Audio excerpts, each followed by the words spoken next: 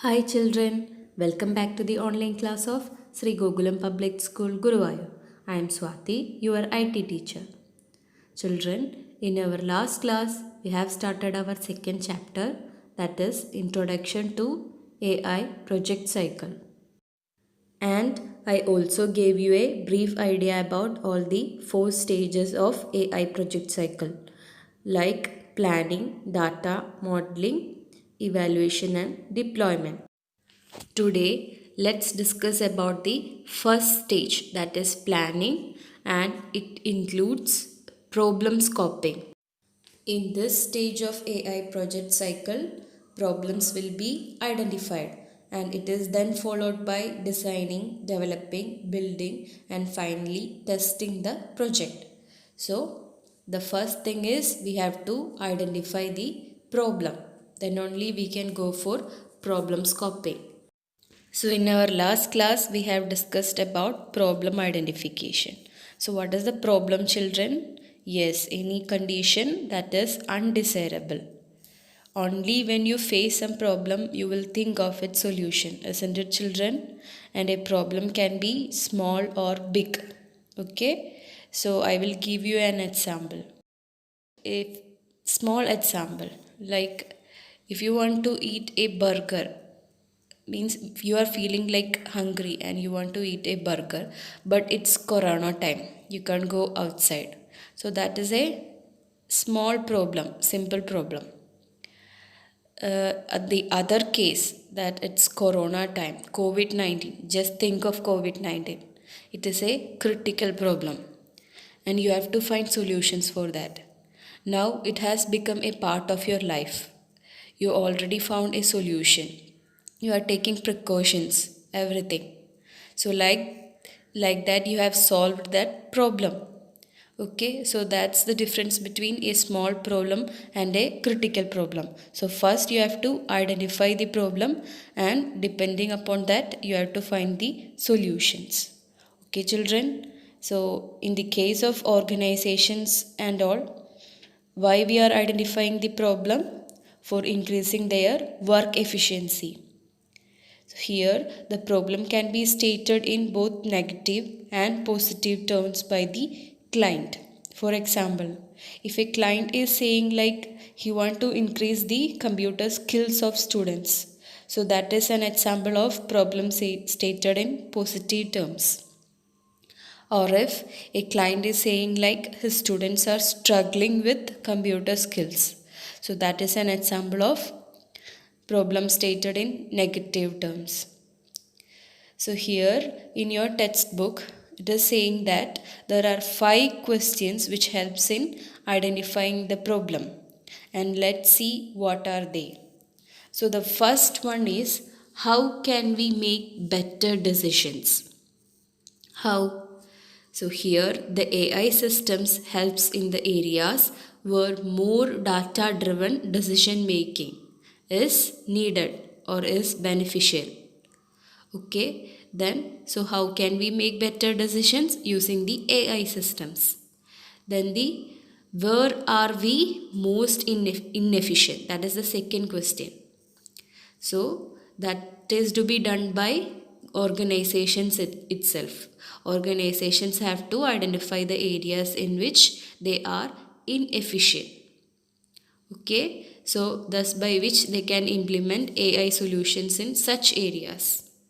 And the third question is, where do we have a lot of relevant data?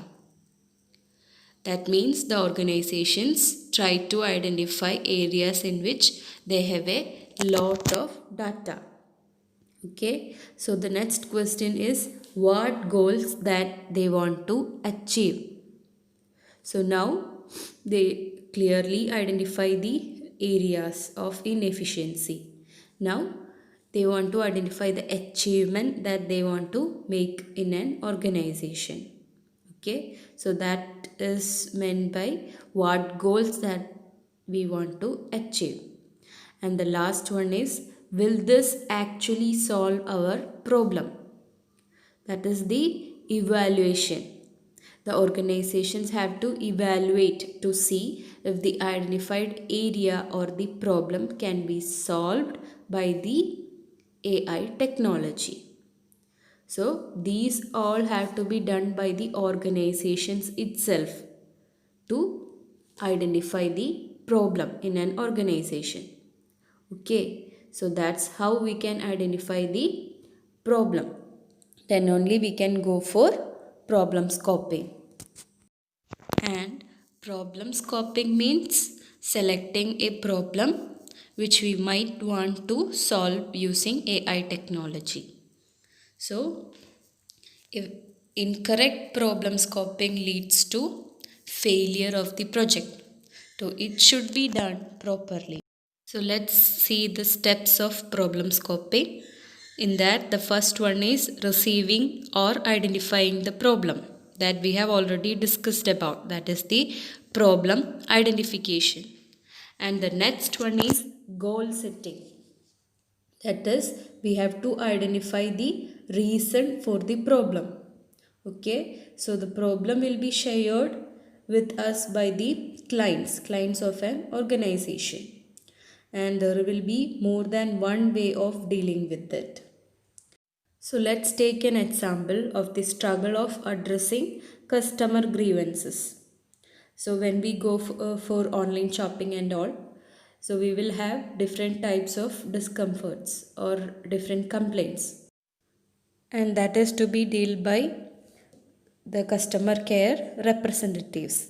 So here that is what meant by the struggle of addressing customer grievances, and we have to find the reasons behind that. So there can be number of reasons for this problem. For example, lack of information with the customer care representatives or overburdened customer care representatives, like that. Many reasons will be there. And after identifying the reasons, we have to set the goals or objectives of the project. Okay. So we have identified the problem, and now we have identified the reasons behind that problem, and the next thing is set the goals. Okay, children, in case of this example, what can be the goals? Yes, like hire more customer care representatives, then train the existing customer care representatives to reduce their burden. It can be like that. And there will be many goals. So some of the challenges involved in goal settings are: sometimes we cannot achieve the goal that we set. Okay, and the other thing is that we can make the mistake of setting up goals which are too narrow. So this can be the two challenges.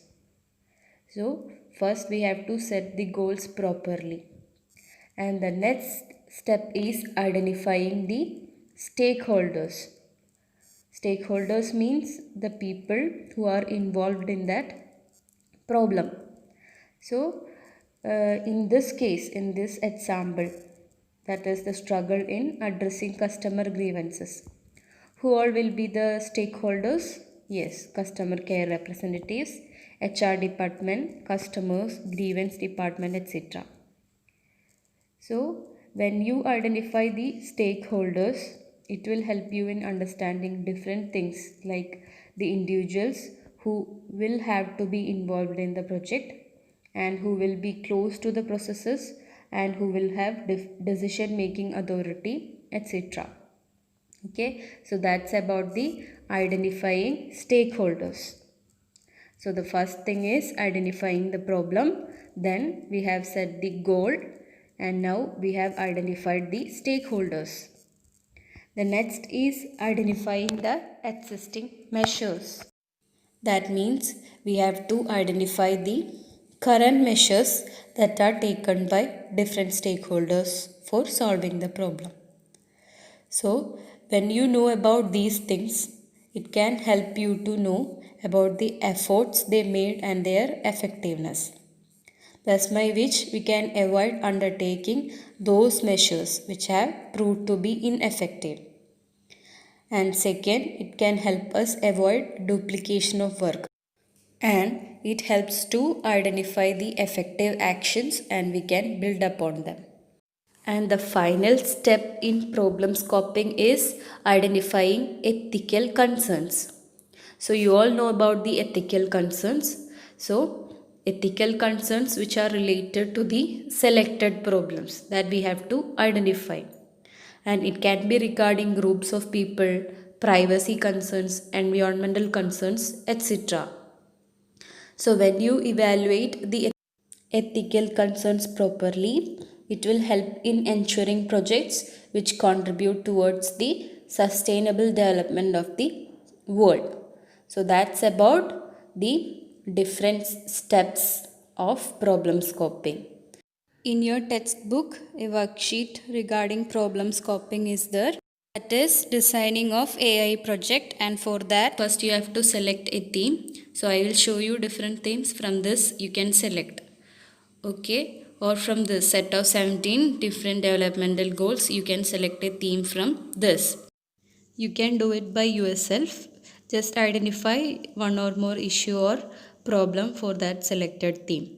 If it is environment, then one of the problem is pollution, like that.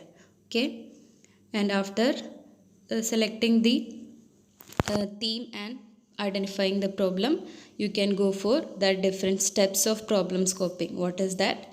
Yes, setting the goals, then identifying the stakeholders, identifying the existing measures, and identifying ethical concerns. Okay, so just think about it so that you will get a more clear idea about problem scoping. Children, so that's all for today, and I hope the topic is clear to you. So let's see in the next class. Till then, bye.